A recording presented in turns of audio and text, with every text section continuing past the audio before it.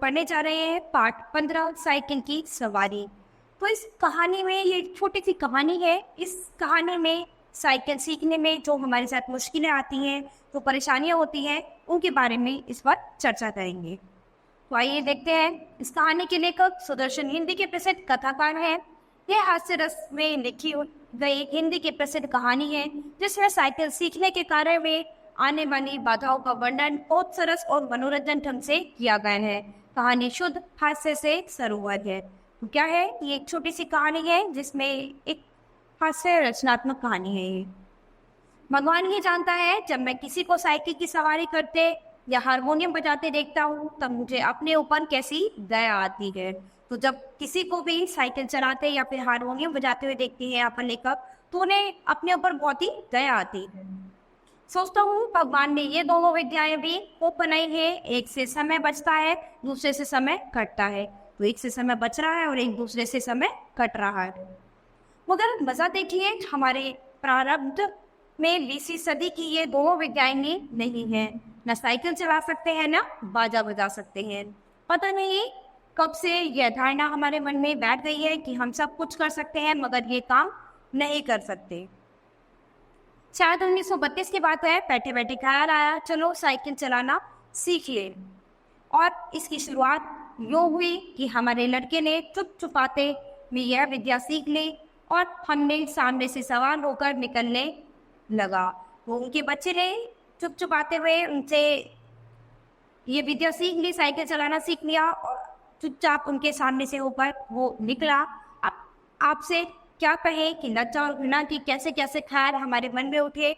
सोचा, भाई क्या हम ही संसार भर में फिसड्डी रहते हैं, सारी दुनिया चलाती है, तरह तरह से छोकरे चलाते हैं, वो फुलगमान चलाते हैं, हम तो परमात्मा की कृपा से फिर भी पढ़े लिखे हैं। तो अब उन्हें अपने पर क्या है, ग्लानि महसूस हुई। अपने लिए बुरा लगा कि संसार में सभी लोग साइकिल चला सकते हैं, छोटे छोटे बच्चे चला सकते हैं, बड़े भी चला सकते हैं, और हम तो फिर भी पढ़े लिखे हैं, लेकिन हम तो नहीं चला सकते।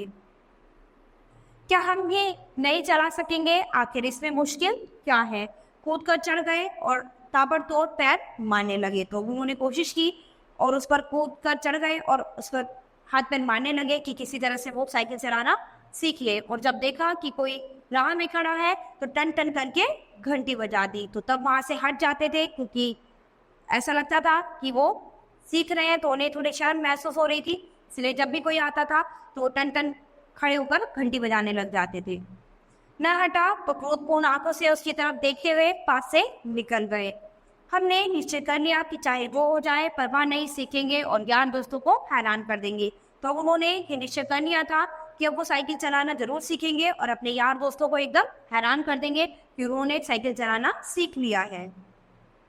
दूसरे दिन हमने अपने फटे पुराने कपड़े तलाश किए और उन्हें ले जाकर श्रीमती जी के सामने पटक दिया कि जरा मरम्मत तो कर दो। तो दूसरे दिन उन्होंने क्या किया, अपने फटे पुराने बेकार कपड़े अपनी श्रीमती के पास ले गए, उनके सामने रख दिया कि इन्हें सही कर दो। श्रीमती जी ने हमारी तरफ अचरज भरी दृष्टि से देखा और कहा, इन कपड़ों में अब जान ही कहाँ है, तो मरम्मत करो। ये तो फेंक दिए थे, आप कहाँ से उठा लाए, वहीं जाकर डाल लाइए। उन्होंने कहा कि ये तो कपड़े बेकार हैं, ये तो मैंने फेंक दिए थे, इनमें कपड़ों में अब जान नहीं रही है, तो आप इन्हें कहाँ से उठा कर लाए हैं, जहाँ से भी लाए हैं इन्हें वापस वहीं फेंक दीजिए।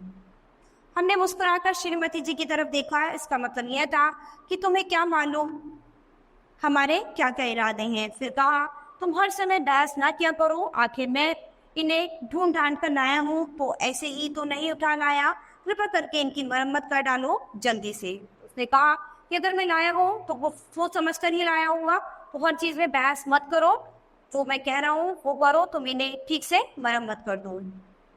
मगर श्रीमती जी बोली, पहले बताओ इनका बने क्या क्या। लेकिन फिर वो अपनी जिद पे अड़ी रही कि पहले ये बताओ इनका क्या बनेगा। जग मारकर बताना पड़ा कि रोज रोज का तांगे का खर्च मार डालता है, साइकिल चलाना सीखेंगे और पैसे बचाएंगे। तो उन्होंने आखिर अपनी पत्नी को बता ही दिया कि रोज रोज का तांगे का खर्च उनको बहुत ही भारी पड़ता है, अब वो साइकिल चलाना सीखेंगे और पैसे बचाएंगे।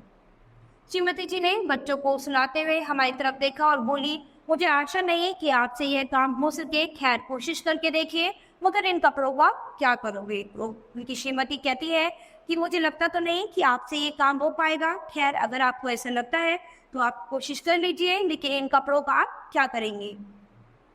हमने ज़रा रौब से कहा, आखिर साइकिल से एक दो बार गिरेंगे या नहीं, और गिरने से कपड़े फटेंगे या नहीं? जो जाहिल है वो नए कपड़े का नुकसान कर बैठते हैं, जो बुद्धिमान हुए वे पुराने कपड़ों से काम चलाते हैं, और हमारा ख्याल है आप बुद्धिमान है। तो उन्होंने कहा कि अगर हम साइकिल चलाएंगे तो एक दो बार गिरेंगे भी, और गिरेंगे तो हमारे कपड़े जो है वो फट जाएंगे। तो हम नए कपड़ों में साइकिल नहीं चलाएंगे, क्योंकि अगर नए कपड़ों में साइकिल चलाएंगे तो हमारे नए कपड़े फट जाएंगे, और ऐसा काम मूर्ख व्यक्ति करते हैं। लेकिन मैं तो बुद्धिमान हूँ, मैं ऐसा नहीं करूँगा, मैं पुराने कपड़ों से ही साइकिल चलाऊंगा। मालूम होता है हमारे इस युक्ति का कोई जवाब हमारे सिरे के पास नहीं था, क्योंकि उन्हें हमारी बात का जवाब नहीं दिया, और उसी समय मशीन मंगवा कर उन कपड़ों की मरम्मत शुरू कर दी। उनकी श्रीमती जी उनकी इस बात से सहमत हो गई। उनके पास उनकी बातों का कोई जवाब नहीं था, और तुरंत मशीन मंगवाकर उनके कपड़ों की मरम्मत करनी शुरू कर दी। इधर हमने बाजार जाकर मरम्मत के 2 डब्बे खरीद लिए, ताकि चोट लगने पर उसी समय इलाज किया जा सके। इसके बाद बाहर जाकर एक खुला मैदान तलाश किया, ताकि दूसरे दिन से साइकिल सवारी का सबक शुरू किया जा सके। और उन्होंने एक खुला मैदान तलाश किया जहाँ पर वो साइकिल चलाना सीख सके, उसकी क्या है प्रैक्टिस कर सके।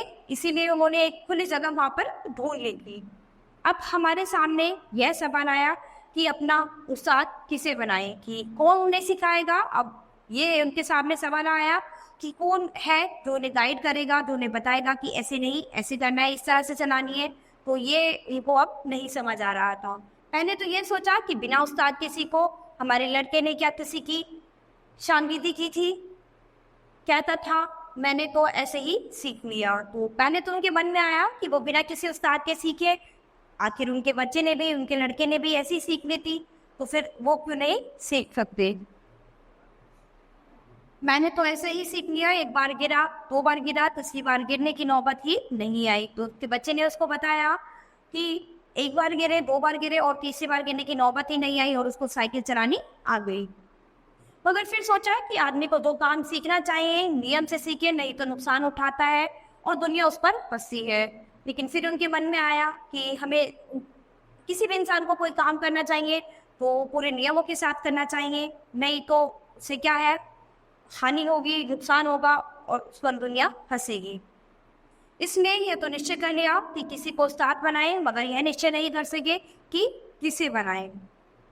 इसी उदयपुर में बैठे थे कि तिवारी लक्ष्मी नारायण आ गए और बोले, अम्मा हो जाए एक बाजी शतरंज की, जरा आवाज 2 लड़के को शतरंज और मोहरे उठा लाए, आज हम तुम्हें हराएंगे। तो इतने में ही क्या थे, तिवारी लक्ष्मी नारायण वहाँ पर आ गए और कहने लगे कि एक शतरंज की बाजी हो जाए, और कहा कि आवाज 2 लड़के को कि शतरंज की मोहरे उठा लाए, और अब आज हम तुम्हें हराएंगे। हमने सिर हिलाकर जवाब दिया, नहीं तिवारी, आज तो जी नहीं चाहता, आज नहीं खेलेंगे हम। तिवारी ने अपने फूटे हुए सिर से टोपी उतारकर हाथ में ले ली और चोटी पर हाथ फेरकर बोले, हम तो इतनी दूर से चलकर आए हैं कि 1-2 बाजियां खेलेंगे, तुमने कह दिया जी नहीं चाहता। तो हमने कहा अगर जी न चाहे तो क्या करें। तो फिर अब उनके पास क्या था, उन्होंने कहा कि जब हमारा मन नहीं कर रहा तो हम क्या करें, लेकिन हम नहीं खेल सकते। यह कहते कहते हमारा गला भर आया, तिवारी का दिल पसीज गया। हमारे पास बैठकर बोले, अरे भाई मामला क्या है, घरवाली से झगड़ा तो नहीं हो गया? तो क्या है, वो परेशान दिखाई दे रहे थे। तो ये देखकर तिवारी जी उनके पास बैठे और बोले, अरे भाई क्यों परेशान हो, क्या मामला हो गया है, घरवाली से झगड़ा तो नहीं हुआ है? हमने कहा, तिवारी भैया क्या कहें, सोचा था लाओ साइकिल की सवारी ही सीख ले, मगर अब ऐसा कोई आदमी दिखाई नहीं देता जो हमारी मदद करे। बताओ है ऐसा कोई आदमी तुम्हारे ख्याल में जो हमारा उस्ताद बनने के योग्य हो? तो अब उसको बताते हैं वो तिवारी जी को कि मेरे मन में साइकिल की सवारी करने का ख्याल आ रहा है, और इस चीज़ में कौन मेरी मदद करेगा, कौन मेरा उस्ताद बनेगा, ये मुझे समझ में नहीं आ रहा।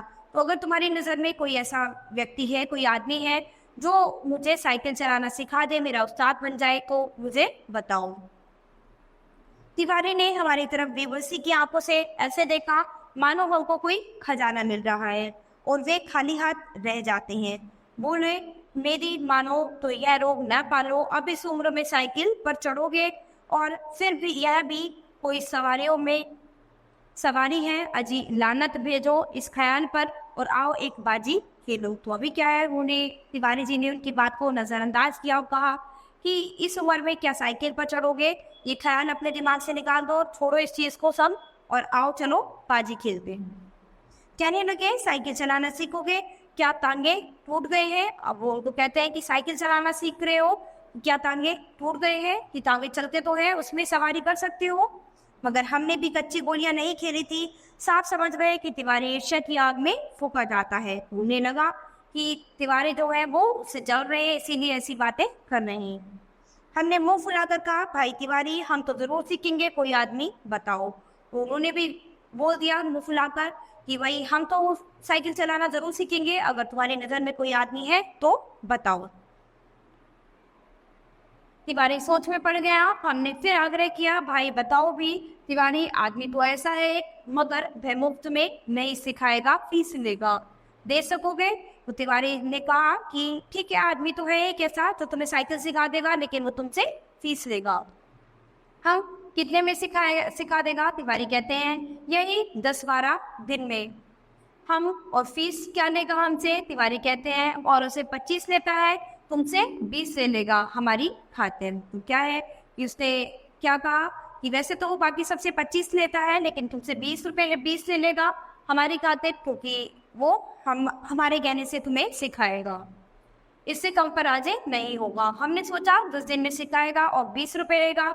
10 दिन 20 रुपये, 20 रुपये 10 दिन, अर्थात 2 रुपये रोजाना। तो उन्होंने एक हिसाब लगा लिया था, उसके 2 रुपये रोजाना के बनते हैं, अर्थात 60 रुपये महीना, और वह भी 1-2 घंटे के लिए।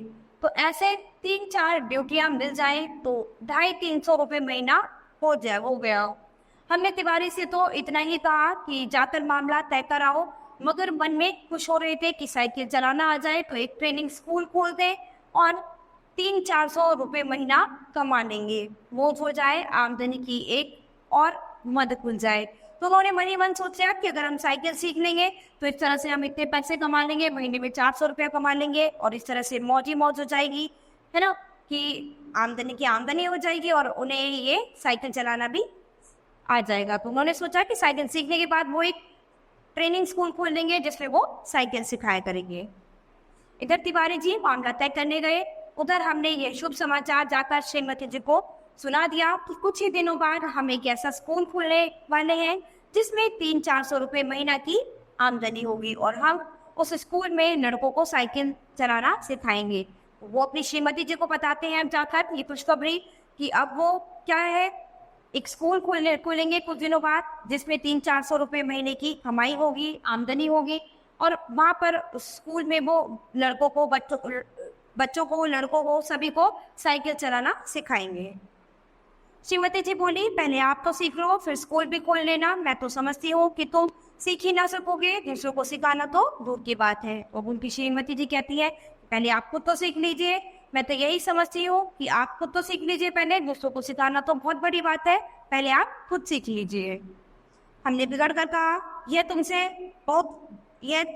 तुम्हें बहुत बुरी आदत है कि हर काम में टोक देती हो, हमसे बड़े बड़े सीख लेते रहे हैं तो हम क्यों नहीं सीख सकेंगे, और पहले तो शायद सीखते या ना सीखते, मगर अब जब तुमने टोका है तो जरूर सीखेंगे, तुम भी क्या कहोगी।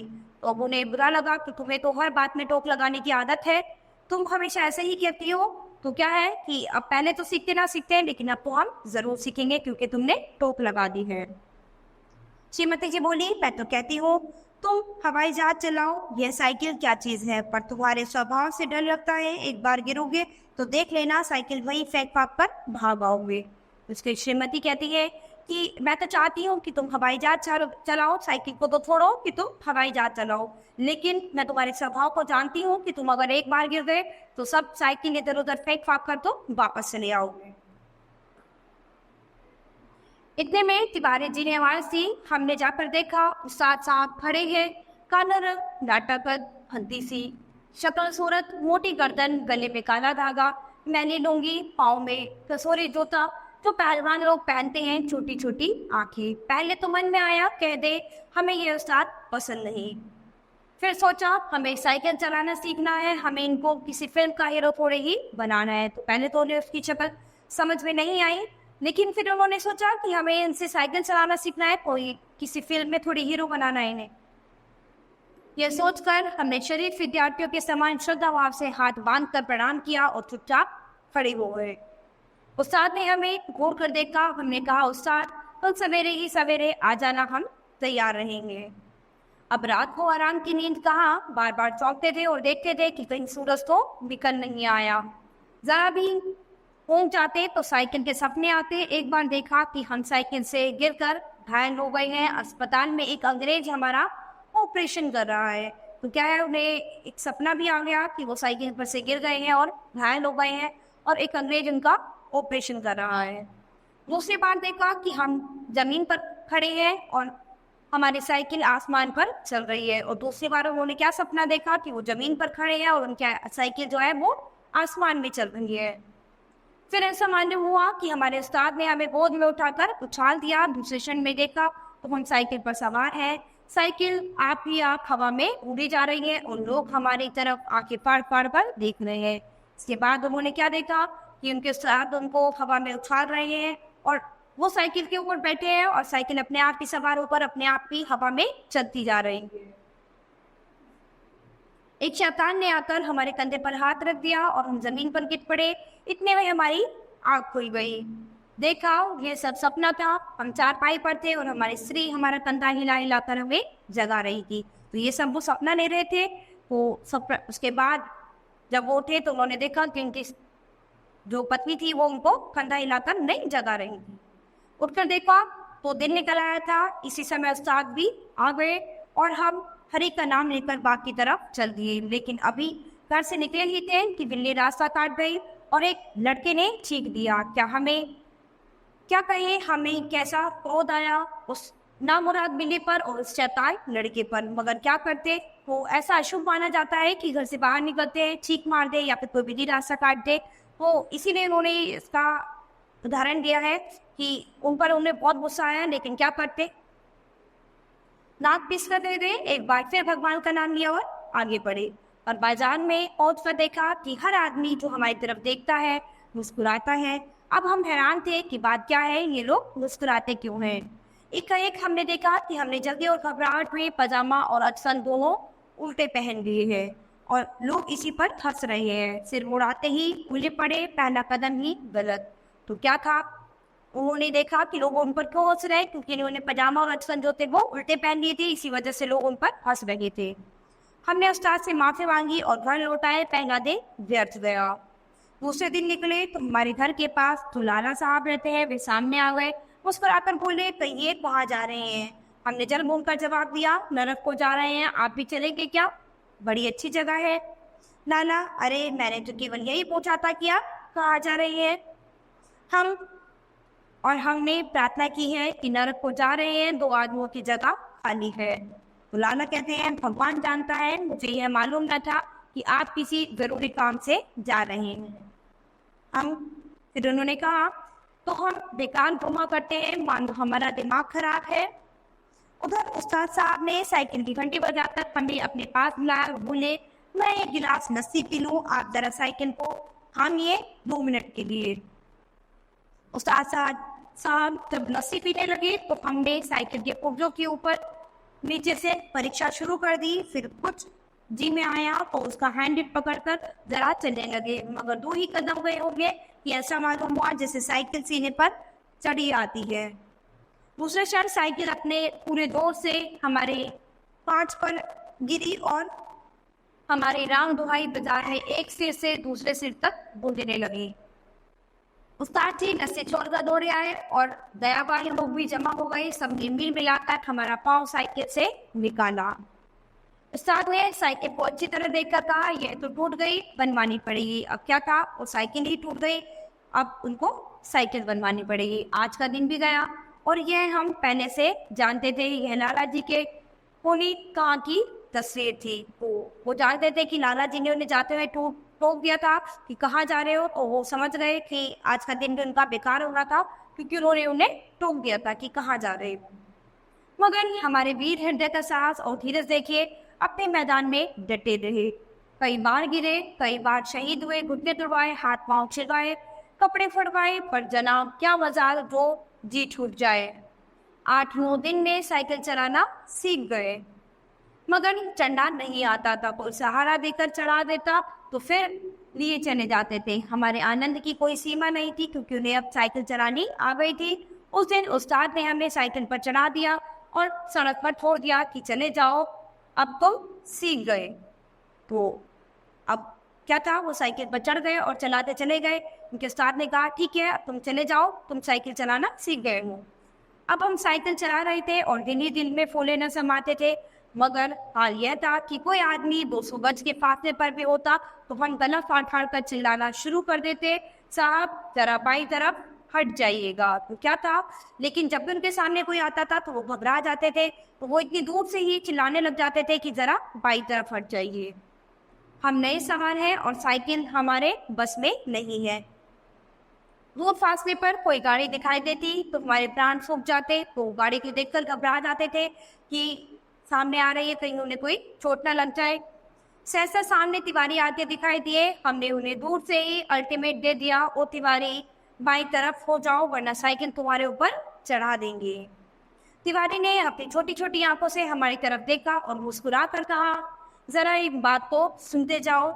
हमने एक बार हैंडल की तरफ तो दूसरी बार तिवारी की तरफ देखकर जवाब दिया, इस समय कैसे सुन सकते हैं, देखते नहीं हो साइकिल पर सवार है। तो क्या था, तिवारी जी अपने कुछ बात कहने के लिए उनको रोक रहे थे, तो उन्होंने कहा कि हम इस समय तुम्हारी बात नहीं सुन सकते हैं क्योंकि हम इस समय साइकिल पर सवार हैं। तिवारी, तो क्या जो साइकिल चलाते हैं वे किसी की बात नहीं सुनते, जरा उतर आओ फिर चढ़ जाना। वो तिवारी से कहते हैं कि जो साइकिल चलाते हैं क्या वो किसी की बात नहीं सुन सकते, तुम साइकिल को से अभी उतर जाओ, उसके बाद उस पर चढ़ जाना। हमने लड़खड़ाते हुए साइकिल को संभालते हुए जवाब दिया, उतर आए तो फिर चढ़ाएगा कौन। उन्होंने बड़े लड़खड़ाते हुए कहा कि अगर हम यहाँ इस पे से उतर गए तो फिर हमें इस पे कौन चढ़ाएगा। अभी चलाना सीखा है, चढ़ना नहीं सीखा, चढ़ना कल सीखेंगे। उन्होंने कहा कि अभी केवल मैंने चलाना सीखा है, अभी इस पर चढ़ना नहीं सीखा, चढ़ना कल सीखेंगे। तिवारी चिल्लाते रह गए, हम आगे निकल गए। इतने में सामने में एक तांगा नजर आया, हमने उसे दूर से ही डांट दिया, बाई तरफ रहना भाई, अभी नया सीखा है, मौ सीखे हैं। तो जो तांगा आ रहा था उसको भी उसने दूर से ही डांट दिया कि अभी दूर ही रहना, क्योंकि अभी हमने नई नई सीखी है तो हमसे दूर रहना। तांगा बाई तरफ मुड़ गया, हम अपने रास्ते चले जा रहे थे, एकाएक पता नहीं घोड़ा भड़क उठा या तांगे वाले को शरारत सूझी, जो भी हो तांगा हमारे सामने आ गया, हमारे हाथ पांव फूल गए। जरा सा हैंडल घुमा देते तो हम दूसरी तरफ निकल जाते, मगर जब बुरा समय आता है तो बुद्धि पहले ही भ्रष्ट हो जाती है। उस समय हमें ख्याल ही नहीं आया कि हैंडल घुमाया भी जा सकता है। उस समय तो ऐसा मालूम हुआ कि विधाता ने हमारे साइकिल के लिए वही रास्ता नियत कर दिया है जिस पर तांगा चला आ रहा है। तो क्या है, हमने उस समय इतनी समझ नहीं थी कि वो साइकिल का हैंडल भी हिला सकता है, तो उन्हें लगा कि बस परमात्मा ने उनकी साइकिल सीधे सीधी चलानी ही तय कर रखी। क्षण भर में हमारे जीवन की सारी घटनाएं हमारी आंखों में फिर गई और दूसरे क्षण हम और हमारी साइकिल दोनों टांगे के नीचे। वो क्या था कि वो घबरा गए और उन्हें कुछ समझ नहीं आया, तो बड़ी जल्दी क्या था, उनकी साइकिल और वो दोनों टांगे के नीचे, क्योंकि वो घबरा गए थे और उन्होंने अपना साहस छोड़ दिया। जब होश में आए तो हम अस्पताल में थे और हमारी देह पर न जाने कितनी पट्टियां बंधी हुई थी। हमें होश में देखकर श्रीमती जी ने कहा, क्यों अब क्या हाल है। मैं कहती न थी साइकिल चलाना ना सीखो। उस समय कि किसी की सुनते ही नहीं थे। हमने सोचा लाऊं सारा इल्ज़ाम तिवारी पर थोप दे और आप साफ बच जाएं। तो फिर उन्होंने सोचा कि ये सारा इल्ज़ाम तिवारी पर लगा देते हैं। बोले ये सब तिवारी की शरारत है कि तिवारी जी की वजह से ये सब हुआ है। श्रीमती जी ने मुस्कुराकर जवाब दिया कि तुम उसको चकमा दो जो कुछ जानता न हो। उस तांगे पर मैं ही बाल बच्चों को लेकर घूमने निकली थी कि चलो सैर भी कराएंगे और तुम्हें साइकिल चलाते भी दिखाएंगे। तो उनकी श्रीमती ने कहा कि ये चकवा तुम किसी और को देखना देना, मुझे पागल मत बनाओ, क्योंकि उस तांगे पर मैं ही बाल बच्चों को लेकर सवार थी, मैं ही बाल बच्चों को लेकर घूमने निकली थी कि चलो थोड़ा सैर भी कराएंगे और तुम्हारे पिताजी को साइकिल चलाते हुए भी दिखाएंगे। हमने लाजवाब होकर आंखें बंद कर ली। उस दिन के बाद फिर कभी हमने साइकिल को हाथ नहीं लगाया। तो उस दिन क्या था, उन्होंने है ना लाजवाब होकर अपनी आंखें बंद कर ली और उस दिन के बाद उन्होंने कभी साइकिल को हाथ नहीं लगाया। तो ये छोटी सी कहानी थी। यहाँ पर क्या था कि लेकिन तो थे वो साइकिल चलाना चाहते थे, उनका मन था, वो सीखना चाहते थे, लेकिन क्या था उन्हें बहुत डर था, वो साइकिल चलाना नहीं सीख पाए। तो बच्चों ये पाठ हमारा यही खत्म होता है। अब हम अपनी नई क्लास में मिलेंगे अपने नए पाठ के साथ। धन्यवाद।